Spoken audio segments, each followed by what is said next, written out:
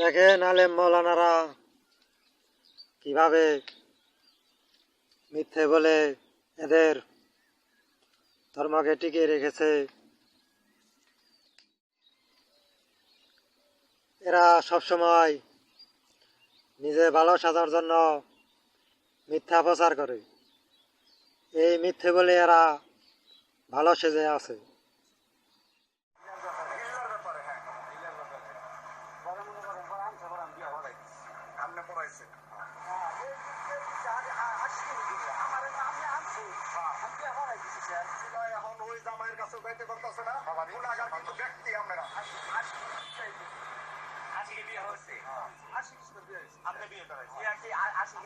আপনার মনে আছে পুরোপুরি 80% কনফার্ম।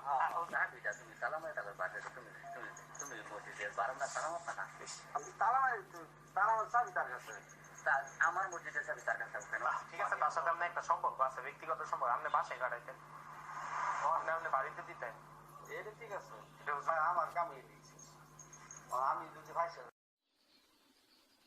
ইনি হিল্লে বিয়ে করেছেন। এই হুজুরের দ্বারাই হিল্লে বিয়ে করানো হয়েছে। এদের কাছে সাক্ষী প্রমাণ থাকলেও সাক্ষীরা সব মিথ্যে কথা বলে। আর এই পৃথিবীর আলেম মাওলানারা এরাই শুধু সত্য কথা বলে। পাবলিক যতই সাক্ষী দেখ, যতই তাদের কাছে প্রমাণ থাক, এসব সব মিথ্যে। আর আলেমরা যা বলবে এটাই সত্য। এরা মিথ্যে বলে এদের ধর্মকে আরো শক্তিশালী করছে। অন্যরা কিছু না বলায় এদের আরো তেল বেড়ে যাচ্ছে। সরকারের কাছে দৃষ্টান্তমূলক শাস্তি দাবি করছি। দর্শক, আমরা আপনাদেরকে যেটা উপসংহার হিসেবে জানাতে চাই, সাংবাদিক এস.এম. জহিরুল ইসলাম আমার পাশে আপনারা দেখতে পাচ্ছেন। তিনি এবং তার আরেক কলিগ মুজাহিদুল ইসলাম, তারা দুজন মিলে নিত্য বেলা নামে একটি সংবাদপত্রে বা অনলাইন পোর্টালে তারা এই পাবলিশ করেছেন নিউজটি। বলেছেন যে ইসমত আলী আশেকি এবং কফিল ইমাম, স্থানীয় আরফান আলী মসজিদের ইমাম কফিল, তারা দুজনে মিলে হিল্লা বিয়ে করিয়েছেন এবং ইসমত আলী আশিকি ওই এক নারীর সাথে তিনি শারীরিক সম্পর্কে মিলিত হয়েছেন। কিন্তু আমরা এই এলাকায় এসে যখন জনসাধারণকে জিজ্ঞেস করেছি এই ধরনের ঘটনা আপনারা কি শুনেছেন, যে ঘটনাটি এস.এম. জহিরুল ইসলামের দাবি হচ্ছে প্রায় 1 বছর আগে ঘটনা। তো এই ঘটনা 1 বছরের ভিতরে কেউ শুনেছেন কিনা একটা মানুষও ছিলেন না যারা বলেছেন যে এই ঘটনা তারা শুনেছেন। কেউ বলতে পারবে না। ইভেন সবচেয়ে বড় আশ্চর্যের বিষয় হলো ওই অভিযোগকারী নারী, তার যে বাসুরকে পরিচয় দেওয়া হয়েছে, স্পেসিফিকলি বাসুর হিসেবে পরিচয় দেওয়া হয়েছে। কিন্তু আমরা সরেজমিনে এসে জানতে পারছি এখন ওই মহিলা সরাসরি বাসুর নয়, বরং চাচাতো বাসুর হবে এরকম বলে এস.এম. জহিরুল ইসলামের দাবি। কিন্তু চাচাতো বাসুর হলেও সেই বাহার তিনি স্থানীয় এক ভাইয়ের স্যানিটারি ব্যবসায় সময় দিয়েছেন, সেখানে চাকরি করেছেন। এখানে তিনি দীর্ঘ মাস সেখানে চাকরি করার সময় ভাইয়ের দাবি হচ্ছে যে বাহার এই কথা কখনো তাকেও বলেনি। এত বড় একটা ঘটনা ঘটে গেল, সাংবাদিক জানাইতে পারলো, কিন্তু সাংবাদিক জানাইলে সবাই তো জানা থাকে যে সাংবাদিক জানানো মানে এটা ভাইরাল হয়ে যাবে, এটা সবাই জেনে যাবে। তাহলে তাদের লজ্জা, থানাকেও জানাচ্ছে না। জহিরুল ইসলাম বললেন নারীকে যে আমি থানায় যেতে বলছি, মহিলা থানায় যায় নাই।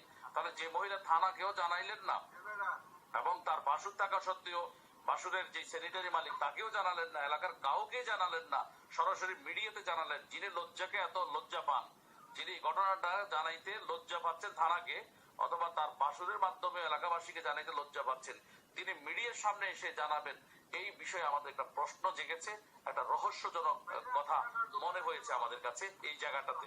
কেন তিনি থানাকেও জানালেন না, আবার তার বাসুরের যিনি মালিক আছেন এখানে তাকেও জানালেন না, এলাকার কাউকে জানালেন না। যে মহিলাটা এলাকাবাসীকে থানাকে জানাইতে লজ্জা পাচ্ছেন, তিনি আবার কিভাবে নির্দিষ্ট দুজন সাংবাদিককে জানাইতে পারলেন? এখানে আমাদের কাছে এই জায়গাটা একটা পয়েন্ট মনে হচ্ছে। দর্শক, দ্বিতীয় কথা হচ্ছে, আমরা সাংবাদিক জহিরুল ইসলামকে জিজ্ঞেস করেছিলাম আপনি চাঁদা দাবি করেছিলেন কিনা ইসমত আলীর কাছে বা কফিলের কাছে। তিনি তার একটা সুন্দর ব্যাখ্যা দিয়েছেন, তার ব্যাখ্যাটা আপনারা নিশ্চয়ই শুনেছেন। আর দর্শক, তৃতীয়ত হচ্ছে যে আমরা যেটা জানতে চেয়েছি এস এম জহিরুল ইসলামের কাছে, যে নিয়ম হচ্ছে কোনো অপরাধে যদি ইনার ভাসুর ইনি আপন নয়, তাহলে ইনি যে সাংবাদিককে জানিয়েছে এতে ঠিক কাজই করেছে। আর টাকা পয়সা এ বিজ্ঞাপন প্রচার করতে টাকা নেয়, একে টাকা পয়সা দিয়ে মিথ্যা বলানো হচ্ছে। আপনারা কি দেখে বুঝতে পারছেন যে এরা টাকার জন্য সবকিছু করে? টাকা এদের সবকিছু। এরা হচ্ছে বেশি দলের লোক, এদের দোষ, এসব দোষ নয়, এসব এদের ফ্যামিলি স্ট্যাটাস, এদের ধর্ম এবং এদের মা বোনদের সুনাম হইতেছে, তা তো আপনারা নিজের চোখেই দেখছেন। দেশের আইন এসবের বিচার করে না, কারণ আইনের লোকেরাও এসব কাজ করতে পছন্দ করে। এই কারণেই এই দেশে এসবের কোনো বিচার হয় না।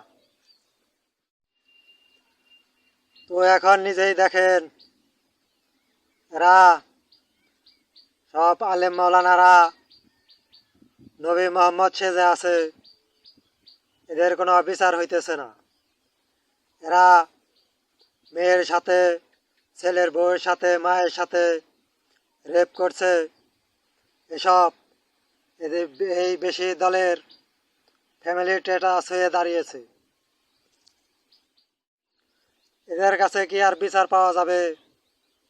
আমার জমি এরা কোনোদিনই উদ্ধার করে দেবে না, কারণ এরা সব নিজেরাই অপরাধী। অপরাধ করার জন্য এরা শুধুমাত্র ধর্মের নামে দল এবং আইন বানিয়ে ভণ্ডামগি করে যাচ্ছে। এর মধ্যে যে সব কাজ করছে, সে খুব অন্যায় কাজ করছে। বিয়ের ব্যাপারটা হে 1-1.5 ঘন্টার ভিতরে হে বিয়ে করছে, বিয়ে করে হে সহবাস করছে, করে হে আবার হে আমারে ডিভোর্স দিয়ে দিছে, কইছে যে এখন আপনি যান, উনি আমার এর কথা বলছি। পরে আমি আশা করছি দেখো আল্লাহর পবিত্র জায়গা, আল্লাহর পবিত্র জায়গার মধ্যে এই কাজটা করছে এ আশিকি হুজুর। আমি আমার দাবি একটাই, উনার বিচার চাই। 1.5 ঘন্টার ভিতরে বিয়ে হয়েছে, ওর পরে উনি স্বামী স্ত্রী আমরা মিলামিশা করছি, সহবাস করছি। পরে আবার উনি আমারে মসজিদের নিচে নাম মাহিরা একজন হুজুর ছিল সাথে, উনি আমার আবার ছাইড়ে দিছে, 3 তালাক দিয়ে দিছে, কইছে এখন আপনি যান, 3 মাস পরে আপনি যে কোনো। আমি আগেই বলেছিলাম যে এই কেসের সমাধান আমি দিতে পারবো, কারণ এই মহিলাটিকে আমার শাশুড়ির মতো দেখতে। চেহারাটা দেখা যাচ্ছে না, দেখলে আমি বুঝতে পারতাম যে আমার শাশুড়ি, কিন্তু যতটুকু দেখতে পারছি তাতে 100-র মধ্যে 99% আমি গ্যারান্টি যেই মহিলা আমার শাশুড়ি হবে। এখানে যে ঘটনাটা ঘটেছে এই ঘটনা মিথ্যে নয়, এই ঘটনা অবশ্যই সত্যি। আলেম মাওলানারা টাকা পয়সা খেয়ে এসব মিথ্যা বানানোর চেষ্টা করছে শুধুমাত্র। বাকিটুকু পরের ভিডিওতে দেখবেন।